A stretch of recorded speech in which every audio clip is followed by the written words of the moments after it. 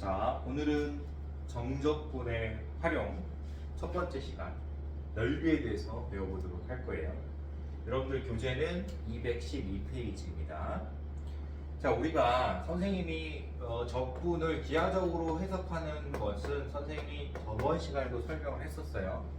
적분을 기하적으로 해석하는 것은 뭔가 잘게 쪼개진 거를 다시 다 더하는 개념이긴 한데, 적분이 미분된 거를 다 다시 더하는 걸로 생각을 하면 되는데, 그걸 기하적으로 해석하면 어떻게 된다 그랬어요?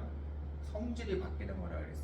도형에서는 기하적으로 해석하겠다는 건 뭐냐면 도형으로 이해해 보겠다라는 뜻인 거예요. 그래서 점으로 표현되어 있는 어떤 식을 적분을 하면 당연히 그 결과는 선으로 표현이 될 것이고, 선의 값으로 단위가 변하는 거고, 선을 다시 적분을 하면 우리는 면의 값으로 존재할 것이다 라고 생각을 해야 되고, 마찬가지로 면을 적분을 하면 부피가 되는 개념으로 변하는 거라고 생각을 하라 그랬어요. 알겠죠? 그러면 우리가 보통 적분을 이용해서 도형의 넓이를 내가 계산해 보고 싶어.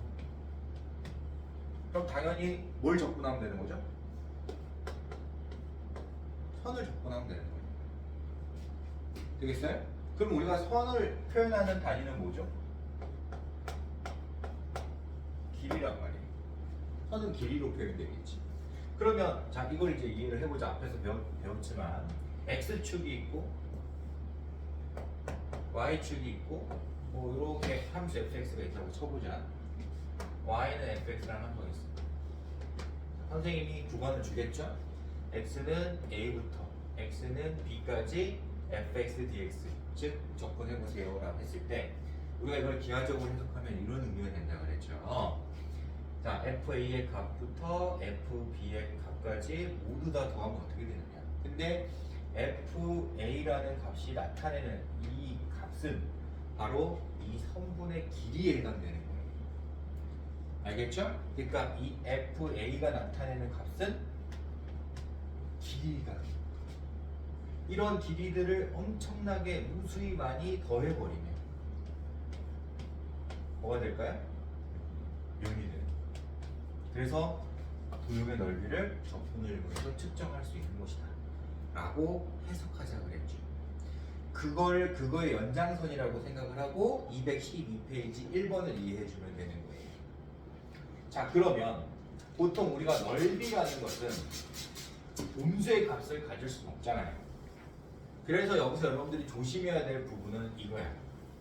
넓이를 계산해야 되기 때문에 혹시 이 길이 단위가 음수가 나오면 안 되는 거 아니에요. 그래서 반드시 넓이를 구하고 싶을 때는 길이로 표현되어 있는 누군가는 항상 양수의 값을 가져야 되는 거니까 fx가 양수인 조건에서 적분을 해줘야 되는 거예요.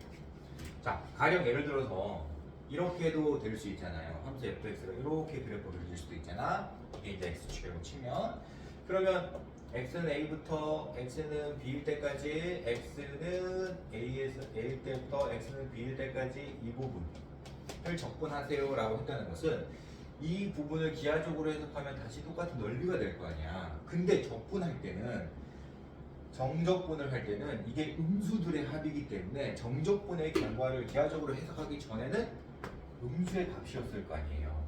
근데 나는 넓이를 구하고 싶은 거잖아. 맞아, 틀려. 그래서 이 선생님 설명했듯이 선분의 길이에 해당되는 이 값을 양수로 바꿔야 되는 거 아니에요. 길이니까.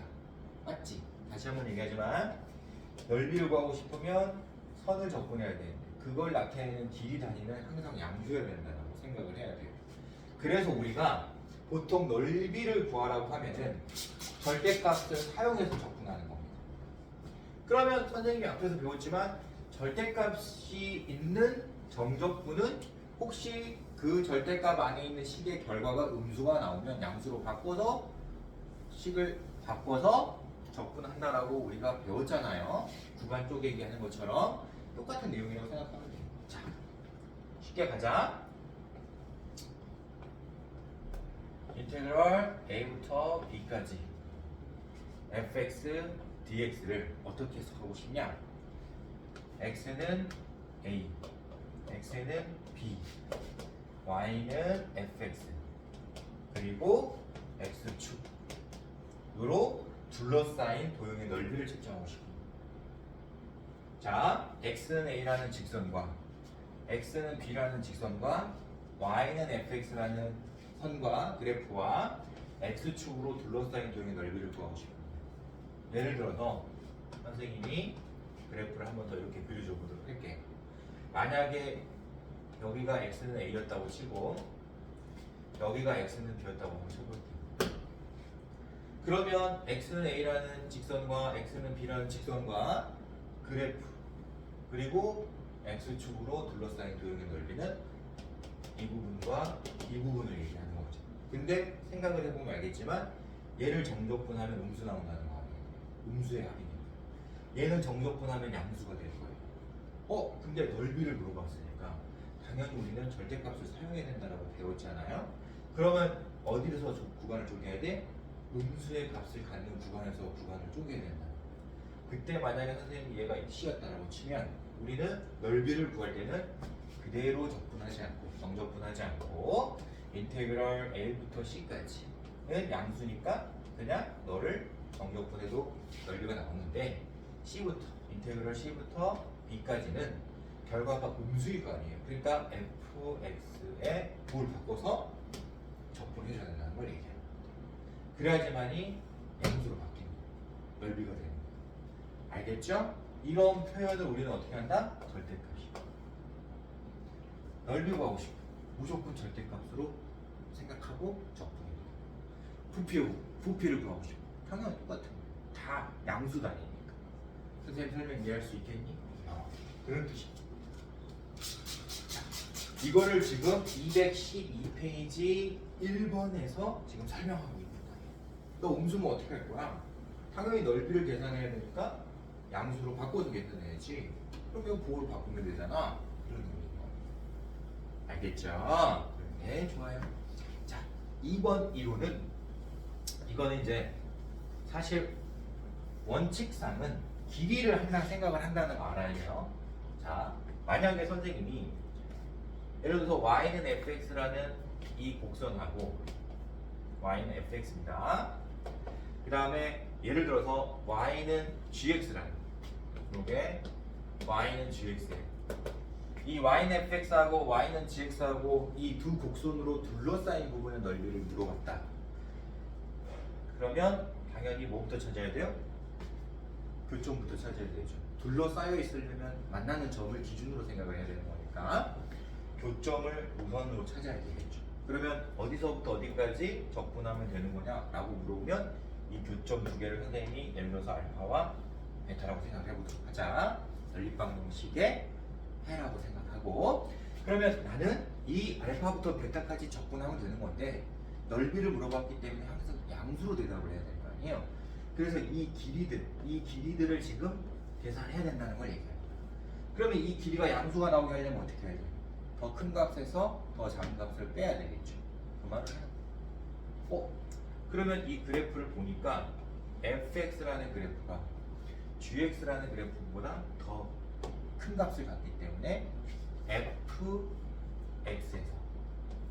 gx를 뺀 값을 우리는 이 선분의 길이로 이해하면 되겠고, 이 선분의 길이를 적분하면 넓이가 나옵니다. 이렇게 해석을 하는 거예요. 알겠습니까? 네. 근데 만약에 내가 누가 더 큰지 작은지 모르겠어. 그럼 어떻게 해라? 절대값 사용하라. 그러니까 즉 그래프를 그릴 시간이 별로 없어. 그럼 그럴 때는 그냥 절대값 쓰는 거야. 알겠죠? 네, 좋아. 자, 이게 기본 원리인데 특수한 조건에서 우리가 다항함수일 때만 써먹을 수 있어요. 자, 특수한 다항함수의 형태에서는 공식을 사용하는 게 훨씬 빠릅니다. 자, 지금부터 선생님이 공식을 알려줄 거예요. 특수한 형태에서만 사용할 수 있다고 했어요. 자, 첫 번째 2차 식. 우리가 하는 다항함수에서는 2차 식이면 2차 함수겠죠? 와 1차 함수, 즉 1차식이 만나서 생기는 그런 도형, 즉 2차 함수 포물선과 1차 함수 직선이 만나서 생기는 그 둘러싸인 부분의 도형의 넓이를 물어봤다면 우리는 공식을 쓸 수 있다는 거예요. 첫 번째. 두 번째, 2차식과 2차식, 즉 2차 함수하고 2차 함수하고 둘러싸인 도형의 넓이를 구할 때도 공식을 쓸 수 있습니다. 알았죠? 자, 이게 첫 번째라고 생각하면 돼. 공식이 두 가지가 있는데 이게 첫 번째라고 생각하면 돼. 2차식하고 1차식이, 즉 포물선과 직선이 만나서 생기는 그 둘러싸인 도형의 넓이이거나 또는 포물선 두 개가 만나서 우리가 생기는 이 둘러싸인 도형의 넓이를 물어보는 문제가 나오면 원래는 fx-gx를 적분을 해야 돼요. 절대값을 사용해서 교점을 당연히 찾아가죠. 이렇게 해야 되는 게 정석인데 이럴 때는 그냥 적분하지 않고 바로 공식으로 접근해도 된다는 거예요. 그때 공식은 뭐냐면 항상 뭐부터 찾아야 되냐면 둘러싸인 도형의 넓이를 물어보면 항상 교점부터 찾아야 돼요. 이때 우리가 이 교점의 길이,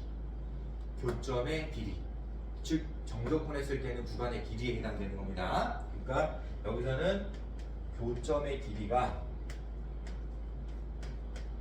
두 교점의 차이랑 똑같은 거예요.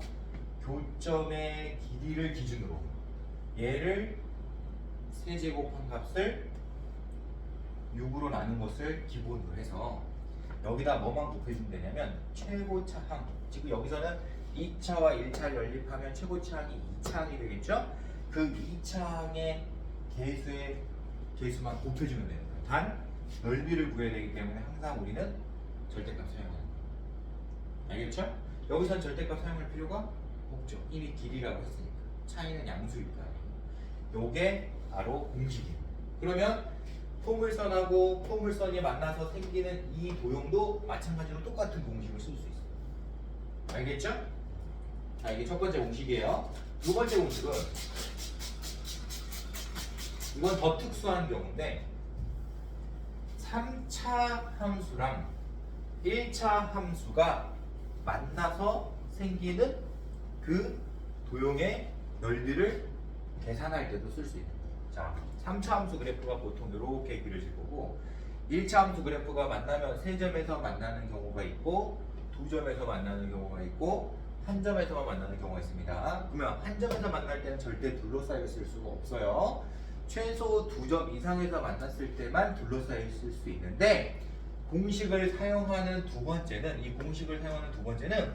2점에서 만날 때만 쓸 수 있어요. 3점에서 만날 때는 사용할 수 없습니다. 자, 3차 함수 그래프랑 1차 함수 그래프가 2점에서 만나. 즉 접한다는 얘기인 거예요. 접했을 때만 쓸 수 있는. 그러면 똑같은 공식으로 쓸 거예요. 자, 뭘 기준으로? 2점에서 만났기 때문에 그 두 점의 교점이 되겠죠? 그래서 교점의 길이를 자, 이번에는 4제곱하는 거예요. 자, 여기서 선생님이 힌트를 하나 알려줄게. 이걸 까먹으면 안 되니까. 자, 여러분들 2차를 적분하면 몇 차가 돼요? 3차가 되죠. 그러니까 여기 세제곱이 나온 거는 2차식일 때 3차를 쓰는 거예요. 그러니까 이 교점을 찾을 때 만약에 그 교점이 2차 방정식의 두 근이었다고 생각되면 그걸 적분했다고 생각하고 3을 써야 되고 얘는 3차잖아요. 그러니까 얘가 지금 만약에 3차식이었어. 3차식에서 교점이 2개 나왔어. 그럼 그걸 적분하면 몇 차가 되겠어요? 4차가 되겠죠. 그래서 여기가 4인 거예요. 그걸 이해하고 접근하면 더 쉬워요. 대신에 나눠주는 값만 조심하면 되는데 얘는 아까 나눠줄 때 6이었잖아요. 얘는 나눠줄 때 12로 나눠주는 거예요. 알겠죠? 요것만 여러분들이 좀 조심하면 되고 최고차항의 개수의 절대값을 곱해주면 끝나요. 이게 공식입니다. 이해됩니까?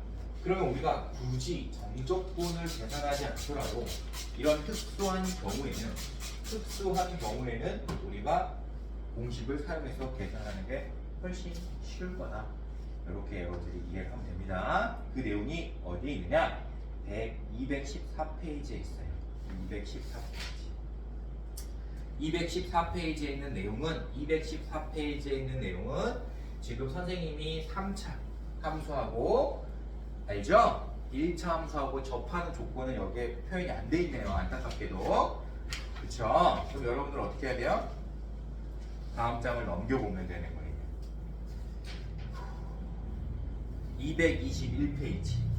221페이지에 선생님이 방금 말한 3차 함수랑 1차 함수가 접하는 경우에 그치? 그 도형의 넓이를 어떻게 계산하는지 여기서 나와 있는 거예요. 그러니까 선생님이 지금 원래는 넓이 1만 지금 알려준 거고 넓이 2 부분에 선생님이 알려준 방금 공식이 있는 거예요. 그래서 다음 시간에는 넓이 2파트의 두 번째부터 선생님이 설명을 해줄 거고 오늘은 넓이 1파트만 여러분들이 연습하면 되는 겁니다. 이거는 특별히 어려운 이론이 아니에요. 왜냐하면 넓이를 계산한다. 기하적으로 해석하면 길이를 적분해야 되기 때문에 내가 어떤 함수값 자체가 길이를 나타내려면 반드시 양수적인 표현을 가지면 된다. 그래서 넓이를 구하라고 하면 적분하기 전에 절대값 사용해서 적분하면 넓이가 되는 것이다. 이걸 기억하면 되고 그러면 만약에 적분 구간 내에서 그 함수 식이 음수가 되면 절대값을 사용했기 때문에 음수가 되면 부를 자연스럽게 바꾸면서 구간을 나눠서 적분할 거 아니에요. 앞에서 배운 방법대로. 그렇죠? 그래서 여기서 선생님이 여러분들이 앞에서 계산하는 내용하고 큰 차이가 없다라고 해석을 하면 되고 그냥 여러분들이 연습을 해오면 될 거예요. 알겠죠? 네, 좋아요. 그럼 오늘 수업은 여기서 마무리하는 걸로 하고 우리 다음 시간에 넓이 2파트부터 배워보도록 하겠습니다. 수고 많았어요.